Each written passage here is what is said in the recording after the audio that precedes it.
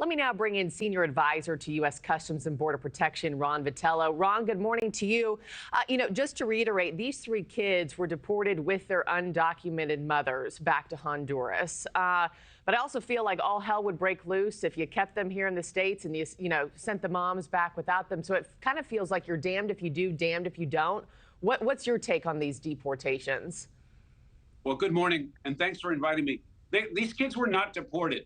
Their parent was deported, and they happened to be U.S. citizens living in the United States. And so that parent elected to take those children with her on her deportation flight to Honduras or wherever I think it's Honduras. But they were not deported.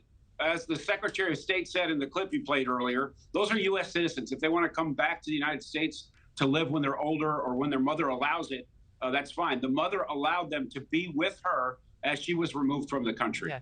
Do you know anything more than we do about this story? Like, are you hearing anything from your sources? Were these mothers, part of a gang, MS-13, trained to Aragua? Because we've heard the White House reiterate over and over again that they're going to go after the worst of the worst.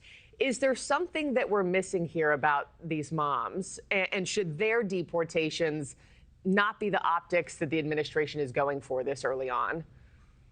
Well, there's a difference in what happened in the 4 years under Joe Biden and what's happening now under the first 100 days of Donald Trump. No illegal alien is excluded from immigration enforcement.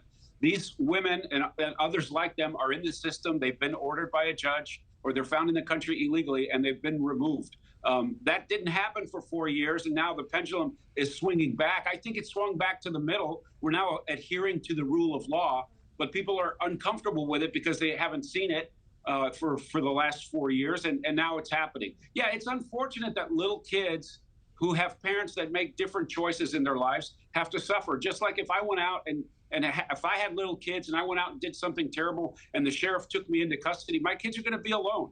Yeah. In this case, this lady elected to bring them with her to Honduras. And I'm about to play a clip from Tom Homan about that, but let me just ask you, because I think you bring up a good point there. I mean, every day parents are separated from their kids. If they commit a crime, they go to jail. And nobody, cries, you're ripping families apart. Why is this issue so different? The left, for the last several years, probably decades, have tried to convince Americans that the act of coming across the border illegally without being invited or without being inspected is not somehow a crime. It is, in fact, a federal crime, and it's against the law and the immigration procedures that we have in the United States. We cannot have a sovereign, productive country if we keep the door open for anybody that wants to walk in and claim fake asylum or just decide they want to live in the United States instead of where they come from. We have to stop doing that, and people have to start to understand that it's a violation of the law.